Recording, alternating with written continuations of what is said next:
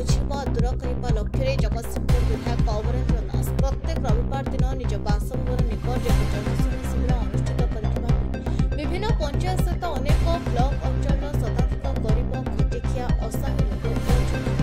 अभियोगकारी अभियोग समाधान करने सहित प्रति पंचायत सरकारी कार्यालय को निजे जाई समाधान करुवा वर्तमान विभिन्न समय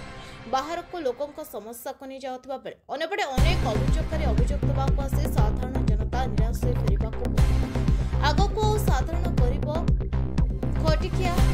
असहाय लोक फेरिबाक पड़िबो सतिपई स्थान बजार पोस्ट ऑफिस रो हाट बजार रोड पुराना पब्लिक स्कूल सम्मुखरे नगर कार्यालय को पूर्वतन मंडल सभापति अक्षय पात्र विधायक नगर सभापति सुशांत साई वरिष्ठ बीजेपी नेता श्रीकांत चौधरी काउंसिलर गोलाम देवाशीष साई पूर्वतन जिला बीजेपी साधारण संपादक जगन्नाथ दास पूर्वतन ब्लॉक अध्यक्ष प्रसन्न साई पूर्वतन उपाध्यक्ष लक्ष्मीकांत साई प्रमुख बीजेपी नेता सहित शताधिक बीजेपी कर्मकर्ता उपस्थित उद्घाटन कले विधायक अमरेन्द्र दास जहाँकि साधारण लोकों मेडिकल समस्या हो राशन कार्ड कौन सरकारी योजनार वंचित होगा समस्या बुझापी दिन राति खोला रहा सहित यार दायित्व सदाबले कर्मकर्ता उपस्थित लोकों समस्या बुझा सहित समाधान करेंगे सूचना देते विधायक हेब तो एमती जे सदाबले लोकों समस्या बुझा दिन राति एक कर किसी विरोधी पोस्ट जोड़ी जहाँ विधायक पचर अपप्रचार कर विगत वर्ष विधायक साधारण जनता वर्तमान सरकार बदल साधारण जनता विधायक सीधा सड़क भेट कर निजर दुख जन विधायक जनता सेवक भली समस्त समस्या बुझुंट तेज असुविधा क्यों रही विरोधी कहीं अपप्रचार कर साधारण जगतसिंहपुर जिलार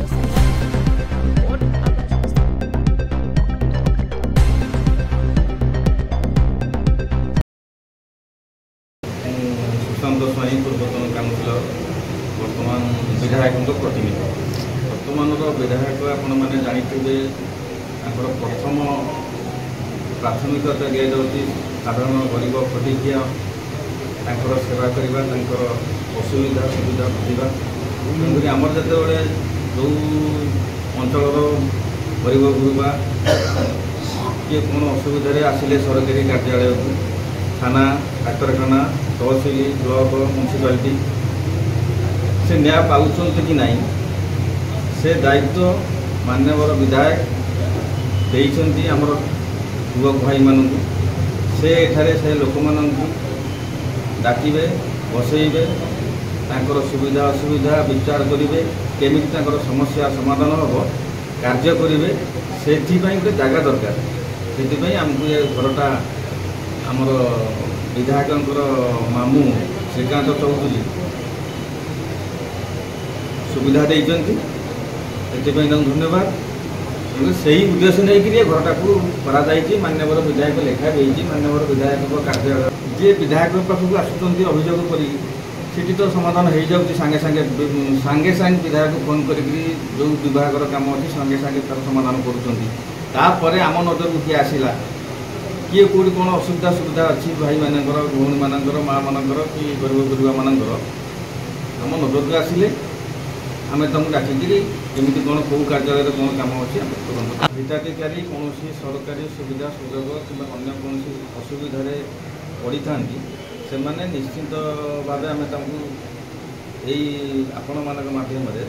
अनुरोध करमर नंबरटा रखी था जेकोसी मुहूर्त आमको से जोगाजोग कले आम पहुँच पार्बू नंबर है 9439706672 ए नंबर प्रति समय अवेलेबल रोच प्रति समय 24 घंटा।